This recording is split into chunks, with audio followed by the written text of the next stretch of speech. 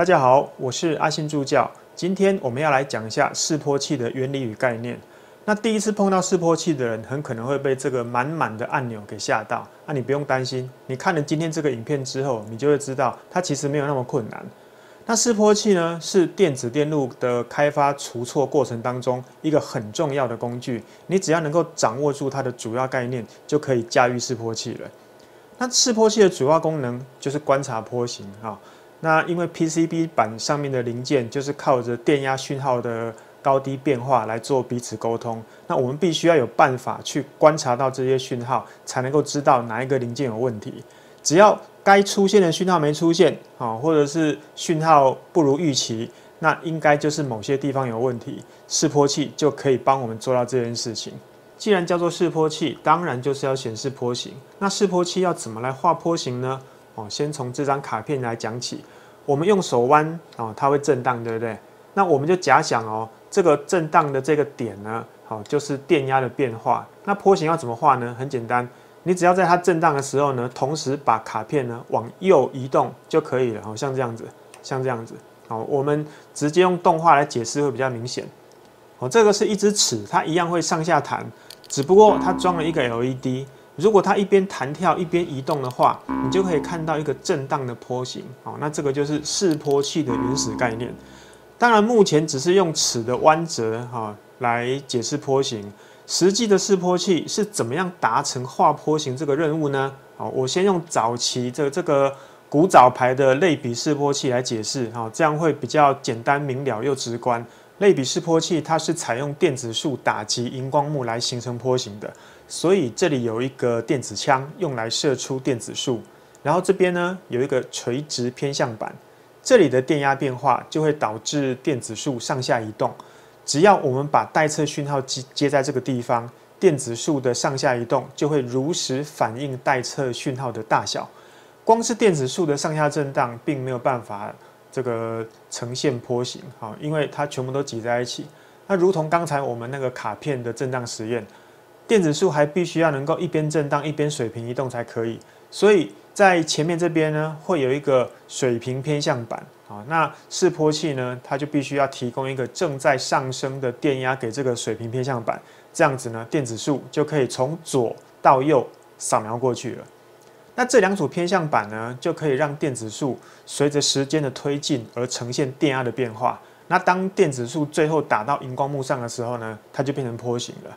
好，那这个荧光幕上面涂的是磷光剂。当电子束打到荧幕的时候，磷光剂就会发光，而且呢，它发的光跟荧光不一样它的发光会持续一段时间也许是1 millisecond。所以如果电子束扫描的速度很快的话，再配上我们人呢的那个眼睛有视觉暂留的现象，我们就可以在荧光幕上面看到一条亮亮的波形轨迹。好，那如果电子束扫到尾巴的时候要怎么办呢？那它就要默默的再回到最左边。那你可以让它绕边走，也可以直接把电子束的强度调到最小，然后再回来。那我这边画的是采用绕路的方式。那从电子枪到荧光幕这一段路其实它都要在真空的环境中进行，所以呢，这些东西都必须要被包在真空的这个玻璃管里面，像这个样子那这个就是所谓的阴极射线管 CRT， 那俗称映像管，英文称为 tube。那但是绕回来这一段路其实很丑，那怎么办呢？要么你就是把它的电子束再抬高一点，那不然呢就把它遮起来，反正你只要看不到就可以了。有了类比示波器的概念之后，我们就已经理解示波器的基本原理了。那接着呢，我们就来讲示波器面板的功能按钮。那这一部分我想大家应该就不会太难理解。像这个面板上有所谓的 vertical 跟 horizontal 的选单，那它控制的东西在早期就是所谓的垂直偏向板跟水平偏向板。到了现在，虽然已经没有这些偏向板了，但是一样是用来控制水平跟垂直的波形变化。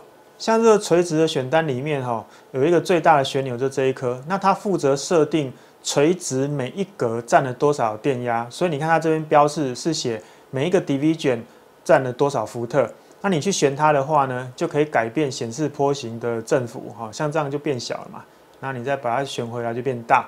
那上面这个 position 呢，顾名思义就是调整这个波形的垂直的位置。你可以调上或把它调下，大概就是这样子。那你会看到有2个 scale 的旋钮，意思就是说它其实有2个 channel 啦。你看这边 channel 1、channel 2，你如果把 channel 2打开呢，你就可以看到另外一个输入的波形它可以让你同时看到2个输入的波形。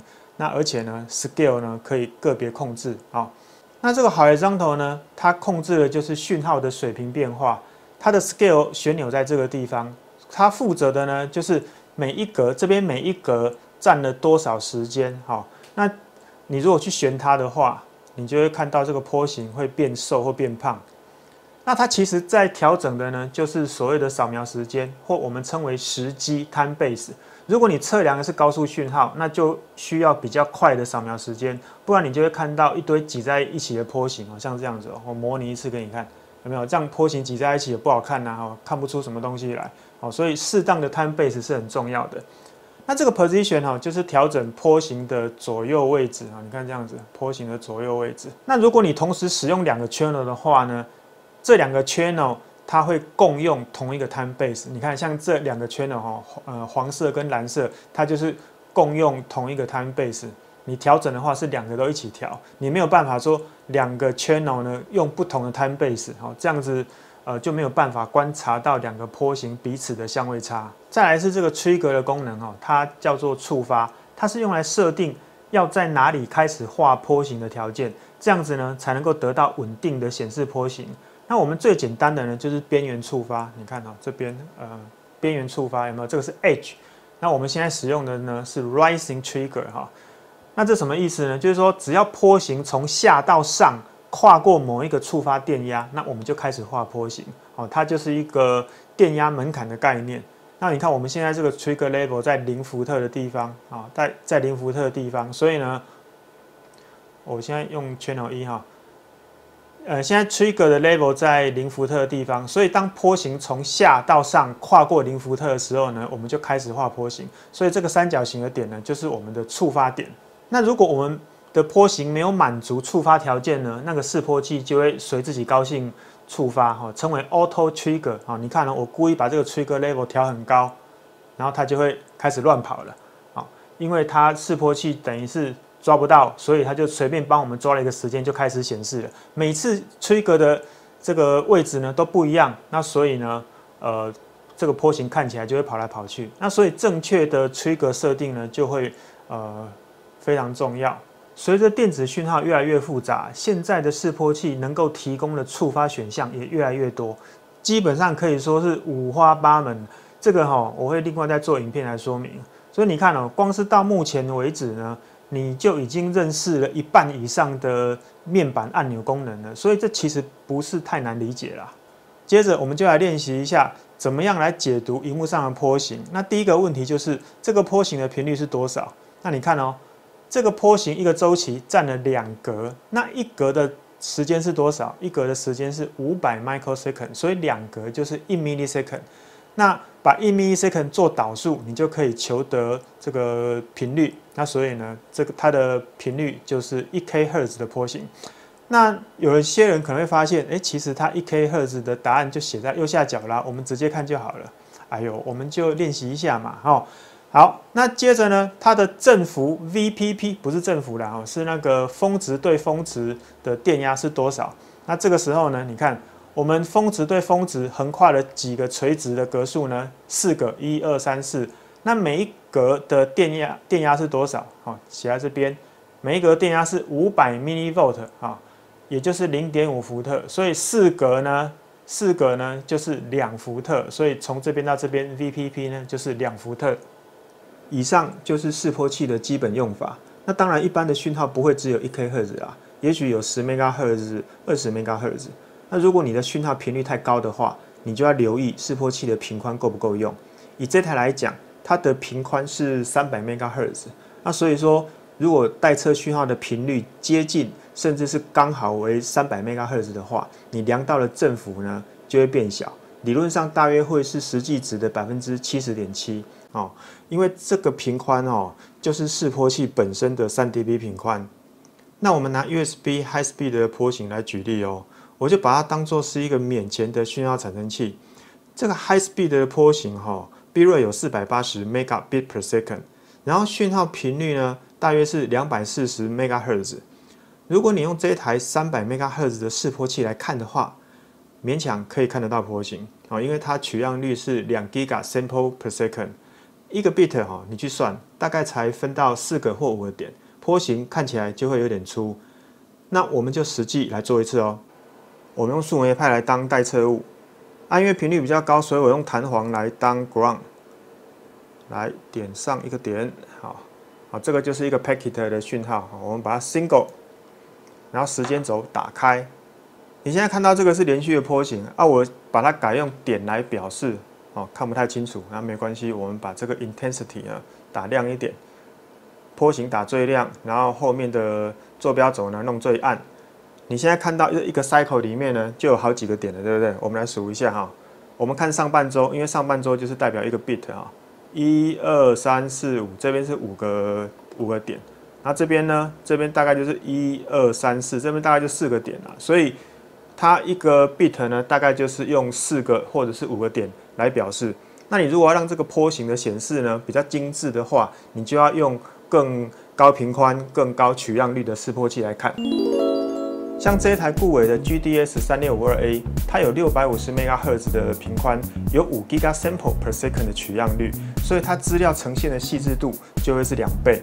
那我们把刚才的实验再重做一次哦，把碳棒点上去，然后按 single， 好，时间轴打开，看起来都一样是旋波啦，可是呢，港波形无港腮乎它里面的点数是不一样的。我们现在把 vector 呢变成点那因为还是看不清楚嘛，所以我们把 intensity 把它打到最亮100，然后坐标轴打到最暗，稍微挪动一下来，时间轴打开，我们来数点。